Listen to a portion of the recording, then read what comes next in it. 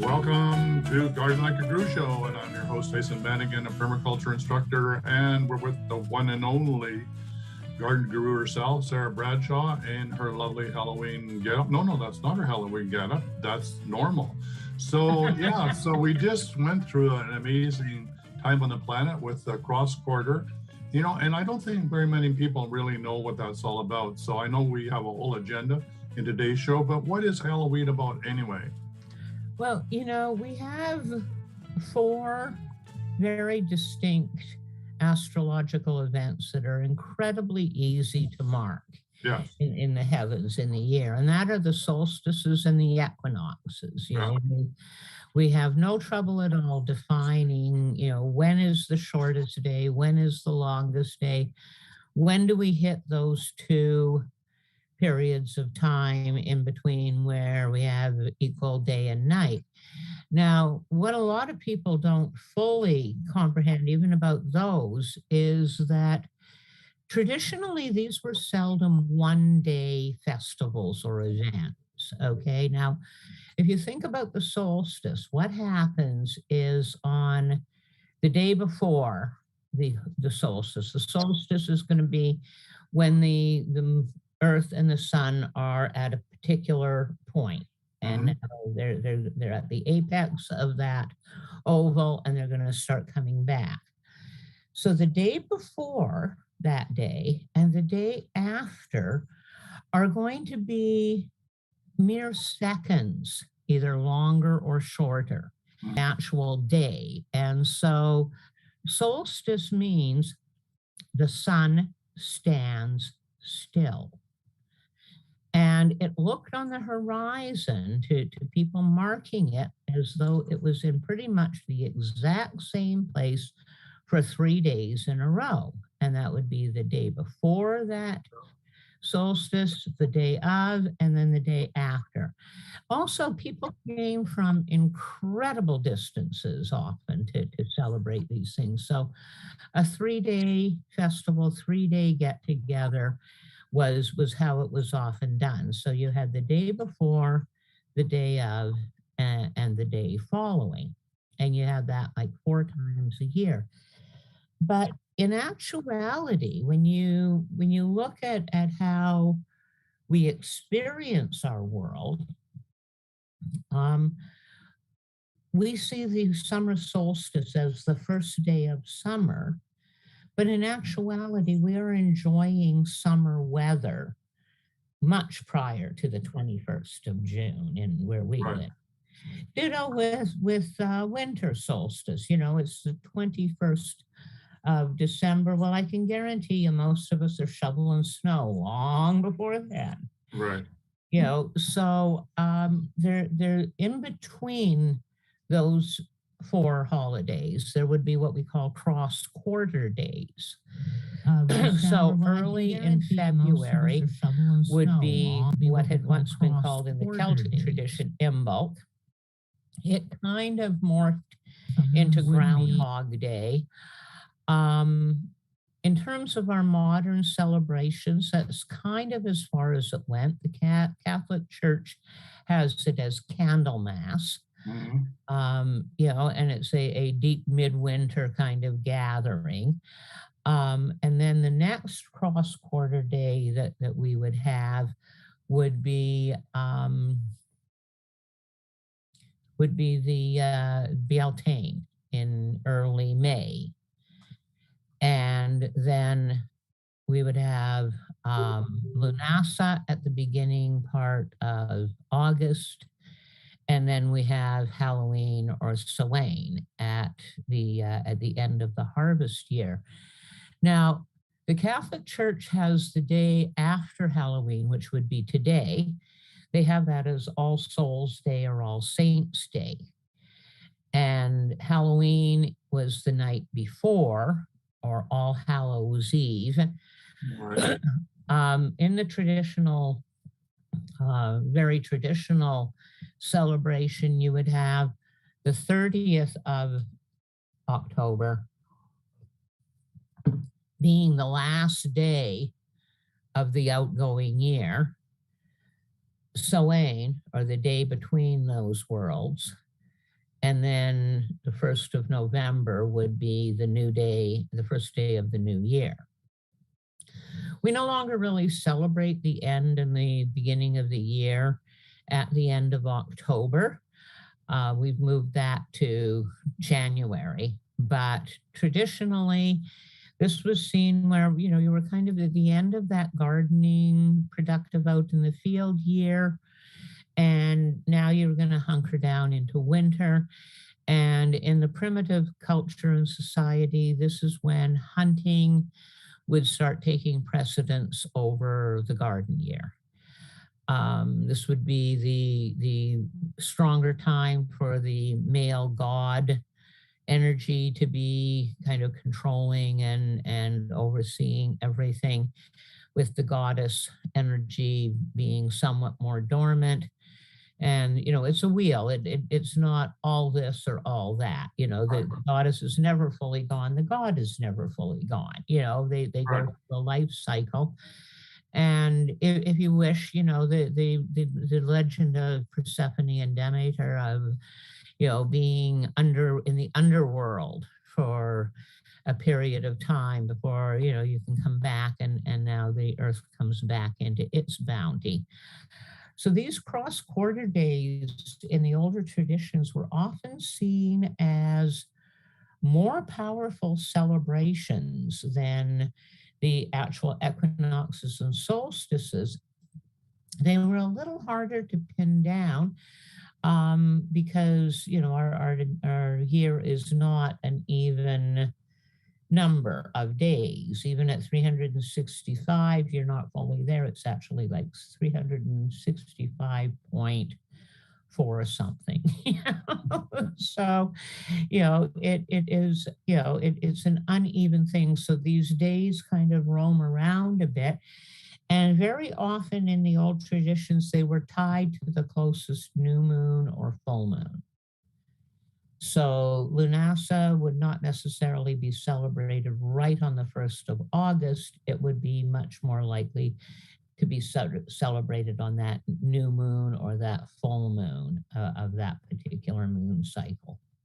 Well, it makes sense. Yeah. It does make sense that it would be much more important to the agricultural people than the solstices or the equinox, because it's the time that you gather, it's the time that you plant, and it's time you harvest. So it makes more sense that we'd be paying attention to those times more, right?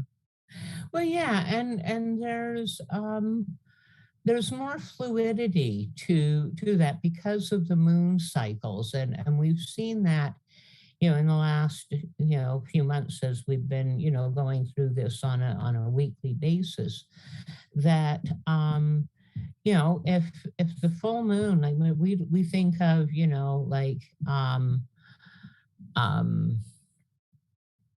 if we see the long May weekend, for instance, as the perfect planting time, that is really quite disconnected, because where's the moon? If the moon's in the 4th quarter and it hasn't entered into a good planting window yet, then you're not going to get that success on the long May weekend. You might need to be waiting a week. In your region, you might need to be a week before that.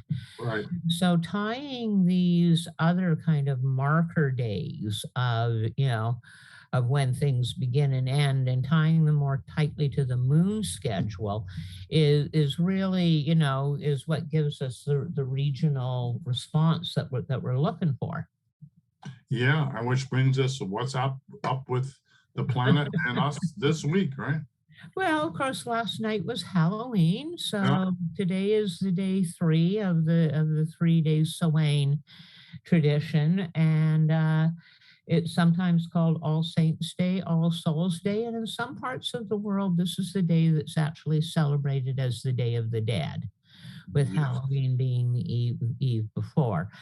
So we're still in that zone where, the veil can be pretty thin between our world and the next, and you should be prepared for magic.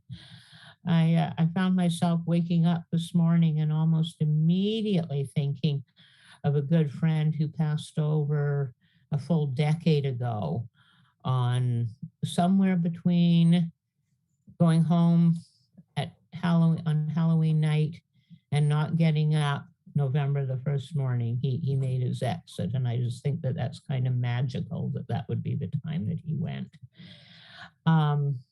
So today we're in the fourth quarter of the moon. The moon's shrinking horribly in the sky for us, almost disappearing at this point. And so we're not going to be looking at any planting. The gardening year, for all intents and purposes, is over. If you're doing indoor planting or indoor greenhouse stuff, yeah, we'll still have lots to do in that. But anything that should be done in the garden should be done by now, or you're going to be pushing really hard. You're going to be dealing with frozen soil soon. And, you know, if you don't get the hoses coiled up soon, they might already be starting to break on you. And, you know, if you have one of those outdoor taps that you have to drain and shut down for the winter, you need to be attending to that. Like this is definitely time to kiss the garden goodbye and, you know, and wish it well. And as you know, shortly we're going to be getting intermittent snow, and we're definitely already getting frost. It is hard enough to leave a bit of a crust on the ground. So it's not going to be long before we have frozen ground. Right. Get your things watered in, okay? Yes. Today we entered the day in Virgo and then went void of course at around 10. We'll be moving into Libra a few minutes after 4 this afternoon, and we'll be in Libra, which is, you know,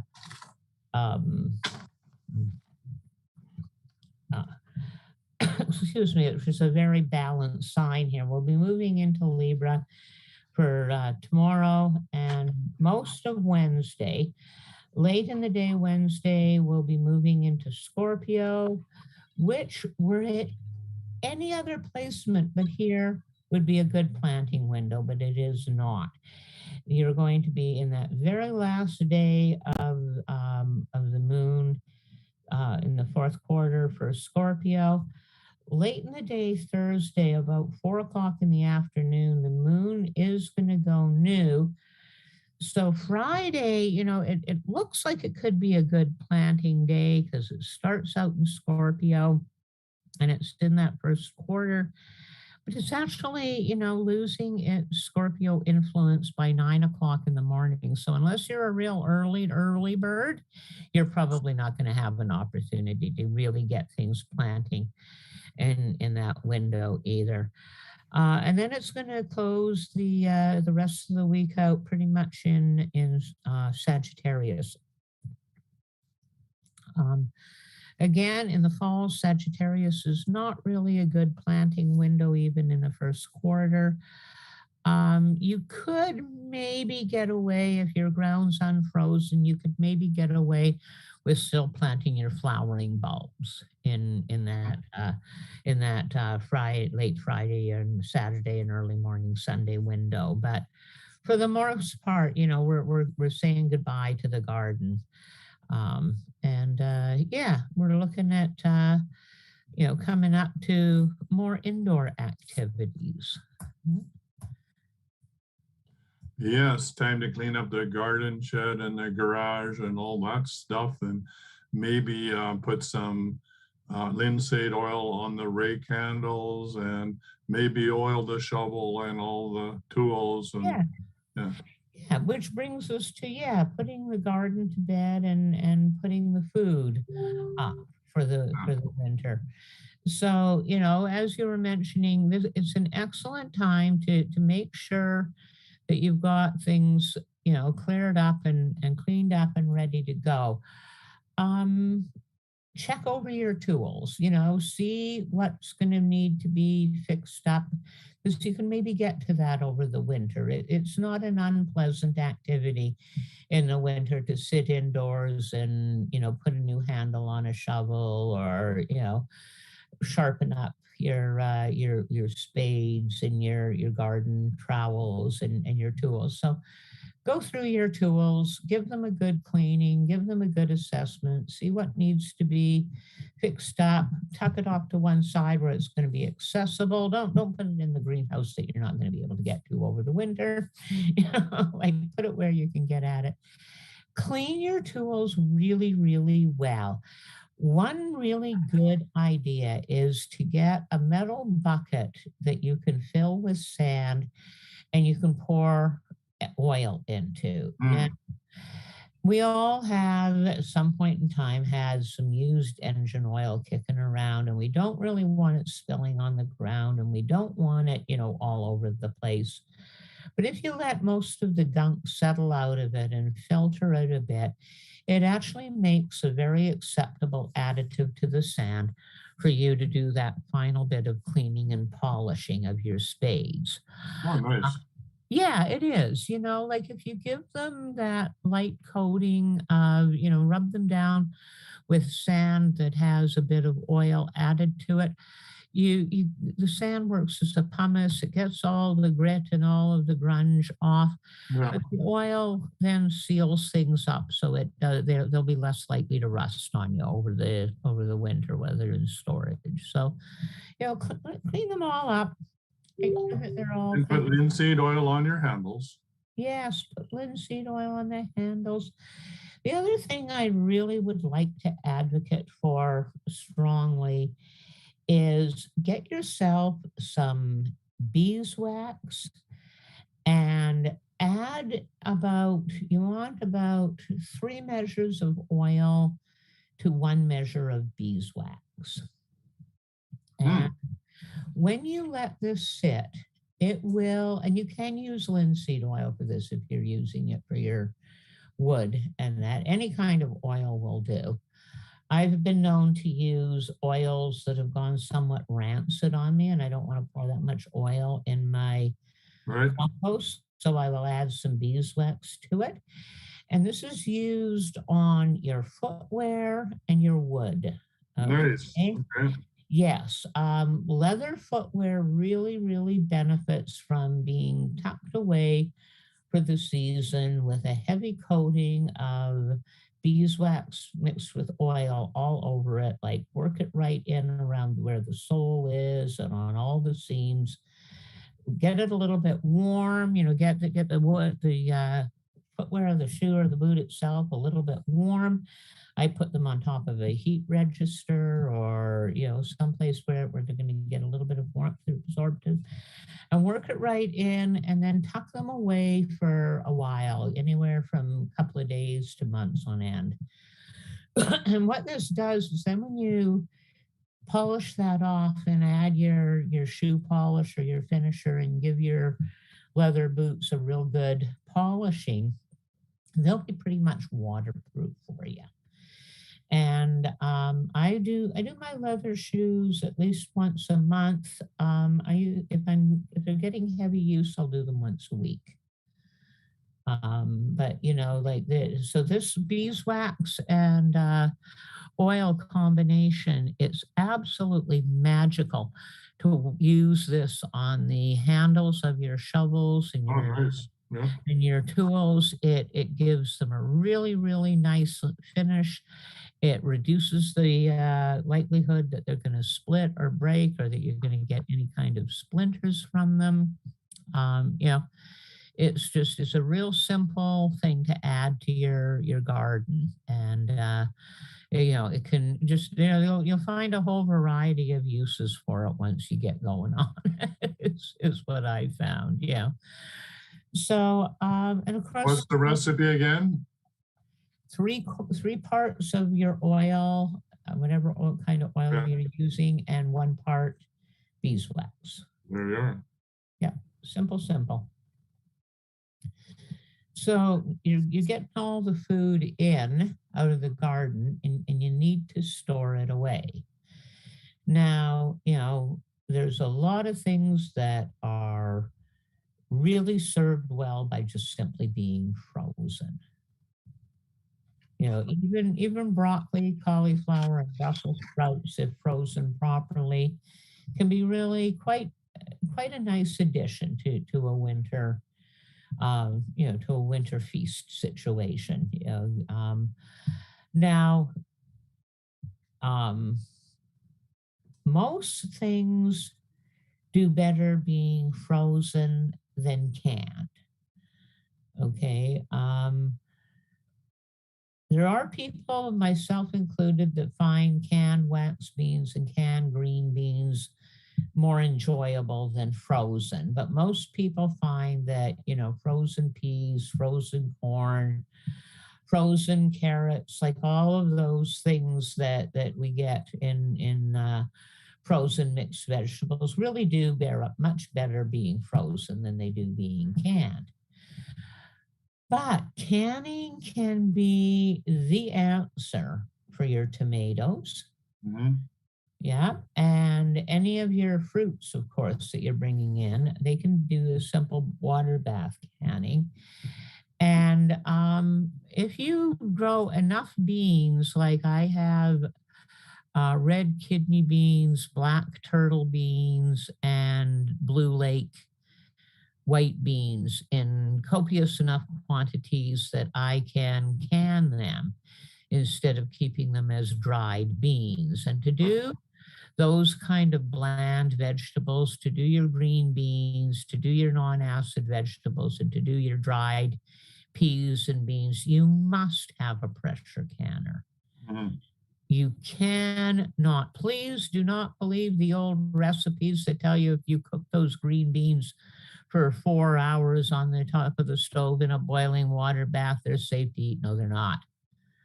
Okay, you need a pressure canner to do bland vegetables, any kind of meat or fish. Yeah. Okay.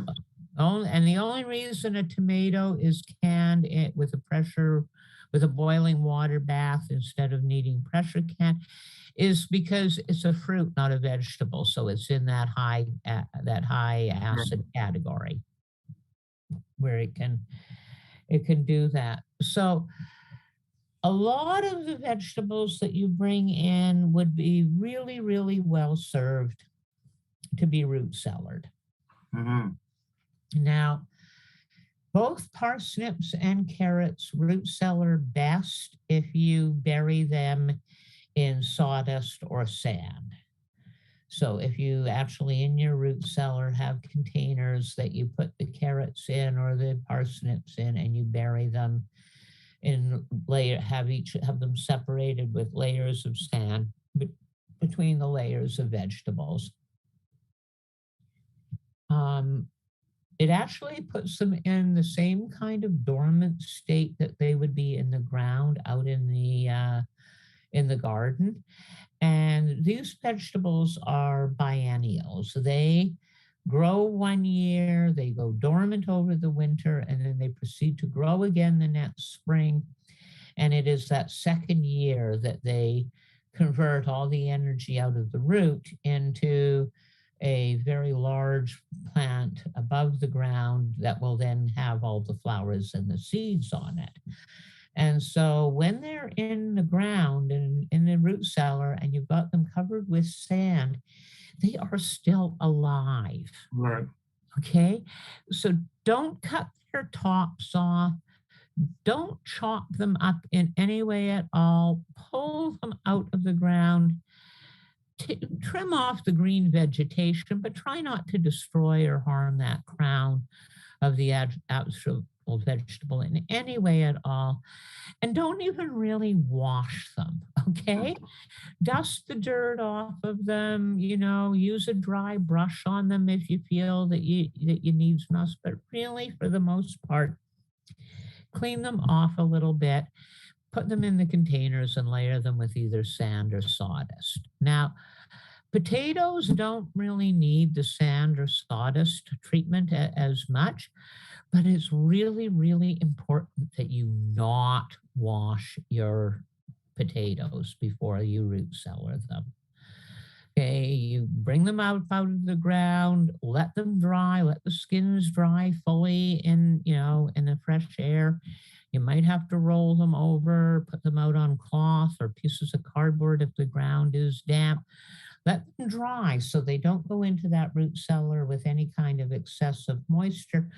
but they don't need to have the sawdust or sand packed around them at all. They will Right. just fine as they are. Now, your onions and garlic are actually going to do better if you actually braid them and hang them in braids, or if you put them in mesh bags or wicker baskets where you can get some air circulating around them. If you do that, what will happen is that the onions and the garlic, if they're not in ideal keeping, or if their circumstances, or if they're getting beyond where they'll keep well, stored in this manner where the air can circulate around them, they will begin to dry out more than they will rot. And so, you may have garlic that has kind of dried up as the cloves, but it will still be usable. Whereas if it gets moldy, you can't use it at all. Garlic freezes beautifully if you have room for freezer in your freezer, and if your garlic has been overwatered to the point that the heads are not nice and tight. Garlic won't keep at all if that head has split open.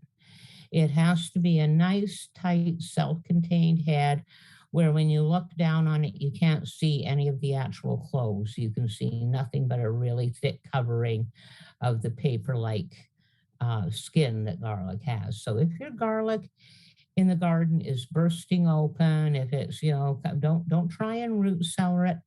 Put it in the freezer immediately. It peels incredibly easy when you take it out of the freezer. And you can even chop it up while it's still frozen. It's remarkably easy to deal with when it's frozen.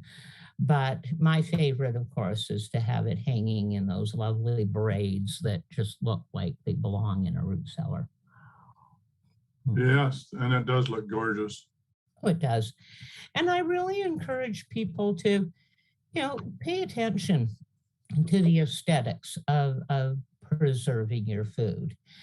There's something really very satisfying with opening up a food cupboard and seeing, nice, neat rows of jars with, properly trimmed and prepared fruit, and, the colors come through, and braid that garlic, put those onions in a nice, colorful basket and hang them from the rafters so that they don't go moldy on you as the winter progresses. You know, um, King Solomon had his mine and all his treasures, but I have my pantry and my root cellar. And I've spent the entire summer gathering, preparing for and now gathering up the treasures and getting them tucked away. And I want them to look like treasures, and I want them to feel like treasures, because that in so many ways is my wealth. Yeah, it's really important. I mean, even dry goods, it just gives you a feeling of awe. Doesn't matter what happens to the world, we're going to be okay. It is. Oh, and by the way, for you and anybody else in our general area, I have the really sad news that Rogers Bulk Food Store is closing Oh, down. no.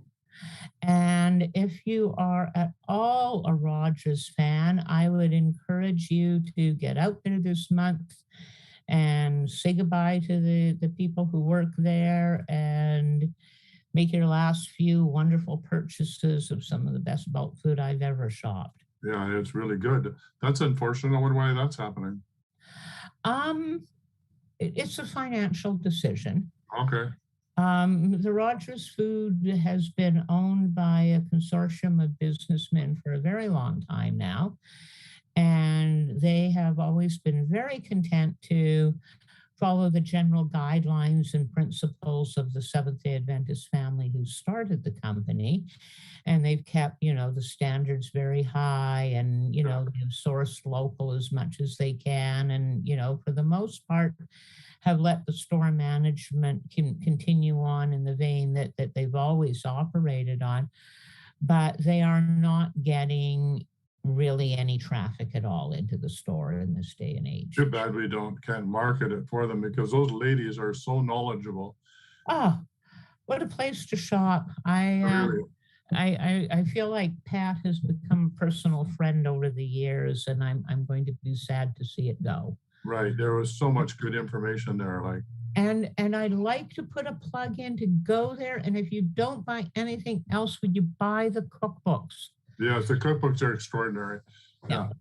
Yeah. So, yeah, we're talking about stocking up for the winter time. And I know that's a segue from gardening, but in our area here in the Thompson, or in the Shuswap, North Okanagan here, if you could possibly get to Rogers Foods in Armstrong, please do so. It's a treasure and a jewel. Mm-hmm. So,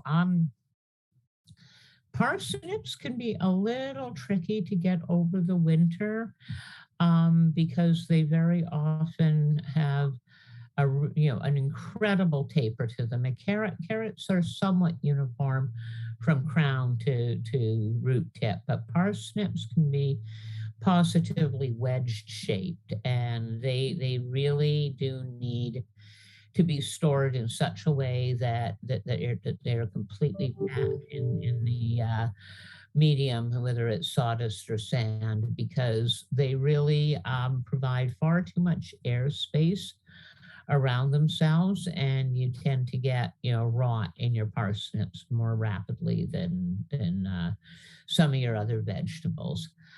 Turnips and rutabagas can be really prone to bits of damage around the crown from various earth-dwelling little insects. Now, they seldom go beyond that sort of skin top layer of your turnip and rutabaga. And so because if you're not going to be planting these the following spring, this is the one case where it really can pay to trim those crowns down, to trim off any kind of damage, and then to dip them in beeswax, in melted beeswax, and let it dry and smooth it out a bit. This will completely reseal them again. It'll keep them from drying out, and it'll keep any further insects from getting in with them. Now, once you've done that, it's a really good idea to make sure that whatever you're storing them in, it is rodent proof, okay? The beeswax will attract any rodents that might be able to access your root cellar. And I find that like a thin wire mesh, a box with some vents in it, a wooden box with some vents in it covered by thin wire mesh, it makes a really, really good turnip container. Failing that, a metal container that you can have some very small slits in the lid or the upper part of it where the mice can't really access. But the beeswax is a double-edged sword. But if you've got a lot of turnips and they've got any damage, it can certainly be a really good answer. So back to the carrots, and can you lay them flat, or are they better to stand them up? I prefer to stand them up, but I honestly have to tell you that I don't have any real hard data on that. I just prefer to stand up. Just feels like they should stand up, right? Yeah, it just feels like they want to. Yeah, I was thinking it'd be much easier to lie little buggers down and then put sand on top of them. But anyway, yeah. It probably would be, like it probably would be much easier. We have to do an experiment. Well, right now we don't have enough carrots to experiment, but yeah, in the future we'll experiment. See. Yeah. Now, if you're going to store fruit as well as vegetables, you really got to have a separate area. Right. For it. Apples and pears give off a gas that will ripen everything, and they will turn your tomatoes into overripe messes. They will wrinkle your peppers. They will cause your potatoes to rot, and anytime you want your bananas to ripen up, just tuck an apple in the bag with them and they'll get ripe real quick. So if you've got apples and pears and plums, you're going to want to store them in a separate root cellar, a separate room that's vented completely separately from your other room.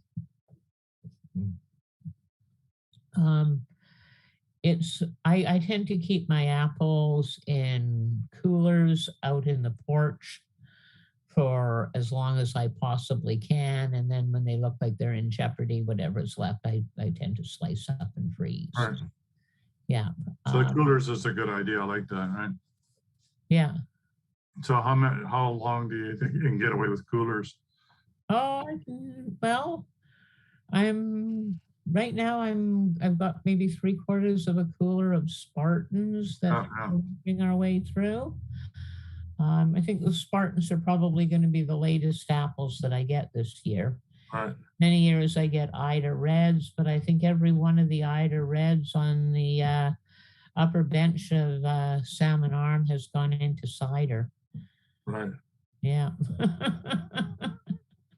I don't think I'm going to be getting any of some of my favorite apples. There's a new cidery in town, and not only are they using all the apples on the existing orchard where they are, they're purchasing up other apples like crazy, which is just the best of news for the apple farmers in the area. Yeah, and where is that?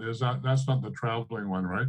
No, that's right up at the very top of the hill at what used to be Hannah and Hannah Orchards. All right, okay, right in there. It is now an organic cidery. It has changed hands. Wow, nice. And the two women who own it have turned it into a cidery. They've been running a cidery in Squamish, I think it was, for quite a while. And they're going to they're pushing it into the organic zone, which I think is wonderful. Will that take a while because what the Hannah's was Hannah's organic? No, it was not. There's various steps. So right, yeah. The first year that they negotiated and were working on the deal, the Hannah and Hannah Orchard basically sat there and did nothing. And part of that was because anything being done could have could have prolonged the organic status. So that year could be considered year 1 transitional. Right, yeah. So this year would be year 2 transitional. They have to go through, I think it's 3 transitional years, and then they are eligible for full certification. So yeah, it's looking super. I think that's great news. I didn't know that. That's great news. It is. It is. It's income for a lot of our local farmers. It's jobs for some local people. It's more options for those of us who wish to buy local. Much better pricing for our apple farmers than they were getting with Sunripe. Right. So did they sell the juice right there on the site? Yep. Oh, great. I love apple juice. Yeah. Well, of course, you can still get fresh squeezed apple juice at Peterson Brothers right at their orchard. Okay. Yeah. Yes, and Laura's pies are still available right there as well. Mm-hmm. Yeah, and they're good. They're really good. Way too good. Okay, so the other thing I was hoping that we would get to a little bit today when we talked, after we got talking a bit about food storage, is if we're winding down the year of gardening, and we're coming to an end of it as we move into November, what are the other things that we can do during those various moon signs? Like I've been telling you for quite a while now that, when the moon is in Aries, it's time to cultivate, it's time to plant. You can maybe get away with planting fruit trees, so, we've got every week, every month, we've had multiple reminders of the gardening activities for the Mm. various moon signs. But, we're moving into winter now. We're not going to be out in our garden, but those moon signs are also, they govern other activities. And, they're very, very good to keep in mind when you're planning things out. So, and on both our calendar and our date book, we have a whole chart here that goes into various activities with the various moon signs. So What page is that? that would be it's about the fourth page in. Okay. Right at the very beginning. The very beginning. Right at the very beginning. Yeah, I start out with a legend page that tells you how to interpret everything, and then it goes right into the moon signs and moon sign activity. Oh, there we are. Yeah, I got her. Yeah. Wow. So, Yeah. yeah. So Aries, this is very, very good for beginning projects, for getting things started, getting them going. Really good for short-term things. If you've got a whole whack of those, I got to put that shelf up. I really need to put that handle back on that spade. It would be really a good idea to get the knives sharpened. Aries is really, really good for that kind of one-shot, short-term goals. It's also really, really good for cutting and splitting wood. And if you have to do any kind of demolition, let the ram energy, come in for Just you. get in there and smash her up. You got it. Now, Taurus, creativity. I find writing goes well for me under Taurus, but art, music, any kind of creative endeavors.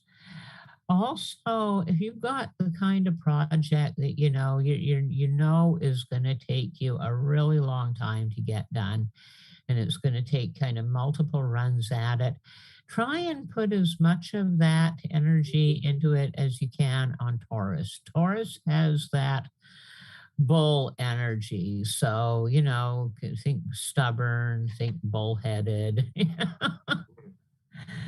Yeah. Gemini, really good for communicating. If you've got to do letter writing, if you've got to do correspondence, or if you have to knock out an article or a blog once a month or that, when the moon's in Gemini, can be a really, really good time to get that done. Really good for writing, composing music, making music, communication of any kind. It's also a really, really good time to just kick back and socialize. Well, I like that part. Oh, yeah. Geminis like to visit and talk, so, using that energy in that area is a really good use of it. Cancer. Well, Cancer's got a fair bit of sensitivity going on, so it's really good for, working on relationships. It's wonderful for, doing projects with kids. It really is. But, anything that kind of invokes beautifying, decorating, organizing the home, making tidying up, deep cleaning jobs, Cancer's good for all of those. There's a certain amount of being able to tune in to what a situation needs with Cancer. When you get into Leo, you've got a real strong fire sign here, and it's going to do really well with practical stuff like planning and bookkeeping, but it's also really good for some of those more vigorous activities like building, repairing, cutting wood, butchering animals, the kind of things that require a fair bit of energy and drive. Leo can be super good at that. And Virgo, of course, she's your girl for detail work, sorting, organizing, setting routines. If you're going to draw up a schedule, if you're going to look at, how to organize things, especially if it involves multiple people, really take a page out of Virgo. You know, Virgos are the natural Tetris winners of the world, and they can do that whether it's physical things that they're, you know, putting in place properly, or whether it's like mental kind of organization. Mm-hmm. They're very, very good with that. And Virgo has a really strong feminine energy that can really cut through a lot of cobwebs when it comes to, you know, getting things organized and getting people motivated. Libra is likewise very good for cooperative efforts and group activities. You know, really you can get a lot of good judgment, good decision making going on with Libra. It's also an excellent time to be double checking any of your book work, making sure that, you know, records are all been properly kept. Leo's really good at, or Libra's really good at weighing, measuring, assessing things. It might be when the moon's in Libra that you want to do like year end reviews or month end reviews. Mm-hmm. You've got people who work for you, reviewing their work and planning their future work can go incredibly well in Libra. Yeah. Scorpio, really good for laying foundations, really good for rock or cement work. Um, really good for anything to do with working with water. If you have to, you know, if you're planning to put in a water feature, if you're looking at, you know, upgrading irrigation, like look into to doing it in Scorpio, really good for that. Really good for ending projects, getting your tasks finished up. Sometimes you really need that incredible drive to get something finished. Scorpio can be working it for you. Michael just talked about tower gardens, I guess. I know we're in the middle of that, but we're nearly, near the end of the hour. Tower gardens. I'm really hoping that within the next week or two here that we're going to have a guest speaker. Oh, goody. Okay. And really go through tower garden setup and a lot of stuff with us. I think, you know, winter growing is a fabulous idea, and tower gardens are a really, really good way to do it. I just think that we would really benefit from having an entire hour to put it in. And I'd really like to do enough for forewarning for people that we can maybe get people bringing their questions to good the idea. Good idea. Yeah. So Sagittarius is like art, music, creative endeavors. It's also a really good one for socializing, having fun. Capricorn, building, construction of any kind, carpentry, woodworking. Also, Capricorn is one of your best signs for celebrating, for, you know, it really has a tendency to be able to bring people together at a time when the majority of them are likely to be in a more celebratory and socially accepting frame of mind. Aquarius is really, really good for doing a flip. Okay, you want to end an old habit and start a new one at the same time. Aquarius can really, really help you with that. Also, really good for any of those inner kind of self-driven goals. If you're going to start, you know, a new method of eating, if you're going to start a new daily routine of, you know, writing in a journal, anything that is really kind of self-focused, doing your yoga on a daily basis, Aquarius is a really, really good time to get that going. Now, Pisces is the last sign in the zodiacal progression. It's really, really good for long-term planning and financial planning, bookkeeping, record keeping, organizing, finishing things off. You know, In some traditions, people born in Pisces are seen to be in their last incarnation. It's supposed to be the sign that brings you to like some kind of spiritual maturity. And I find that for a lot of people working when the moon is in Pisces, working on their own connectedness, working on their own kind of spiritual enlightenment can go incredibly well. Pisces is a very emotional sign as well. So I think perhaps that has something to do with it as well, that your emotions are just a little more close to the surface and it's a little easier to tap into them and express them when the moon's in Pisces. Well, that mainly makes it an interesting way in which to start to use the energy of the moon in your daily life, right? I know for me, it's brand new, in the sense that I'm really not very aware of it. So getting used to it will take a while, but I would think it would be, if you want to have a life of ease and grace, then you might as well go with the energies that are around you, right?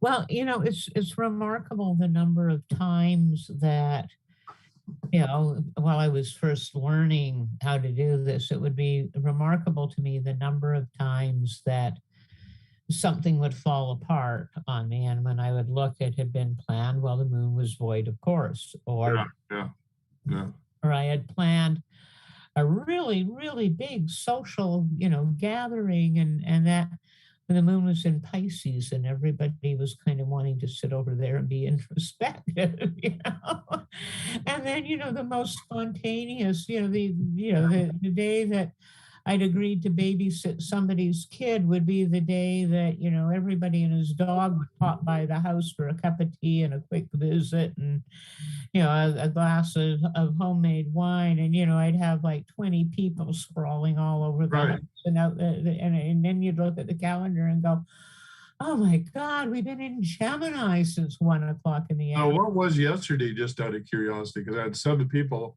show up for lunch, right? Yeah, 7 people show up for lunch on Samhain. Well, that was the start. But also the moon was in Virgo, So, you've got like Virgo has a fair bit of sociability going with it. Beauty and decorating and setting routines and so well, Virgo, good time was had by all, but my goodness, I was busy. A spontaneous Halloween gathering. Exactly. Wonderful. Yeah. Oh, wonderful. Did you carve pumpkins?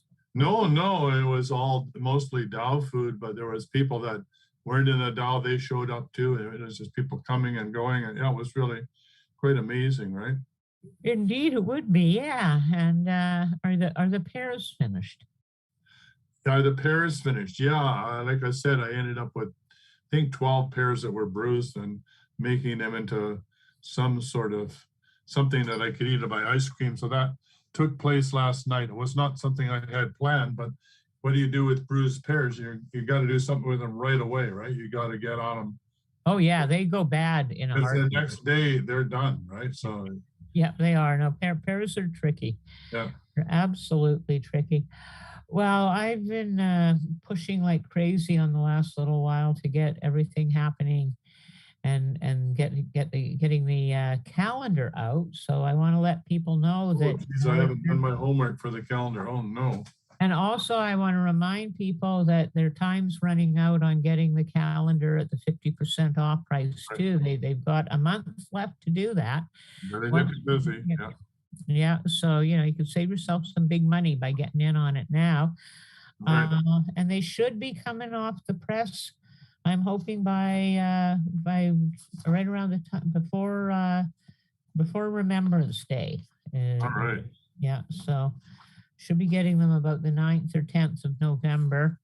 And hopefully that will be in time for people to get them mailed off if they're needing to mail them. And keep in mind, if you're ordering and you want it as a gift for somebody, we're quite willing to mail them directly to that person.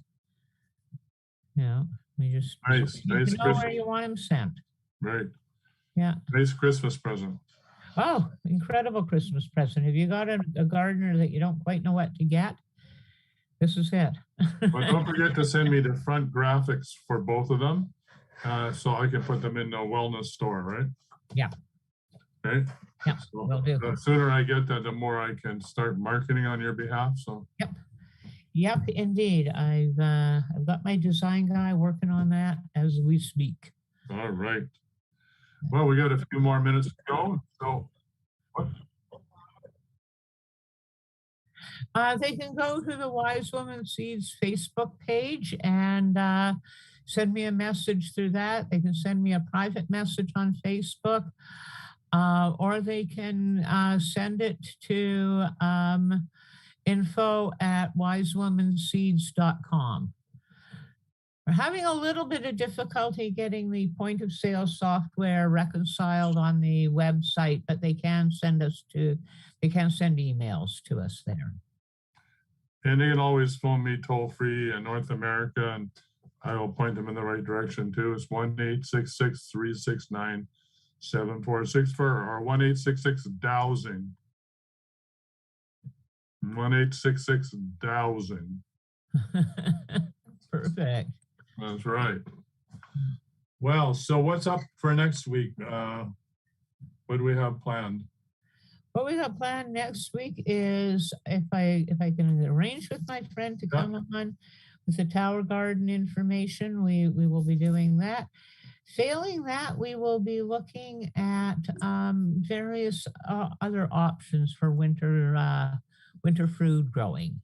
Oh, sounds good. Okay, good. Things you can do even if you don't have a greenhouse or a tower garden. Yeah, so we might be talking about sprouting and things like that then, eh?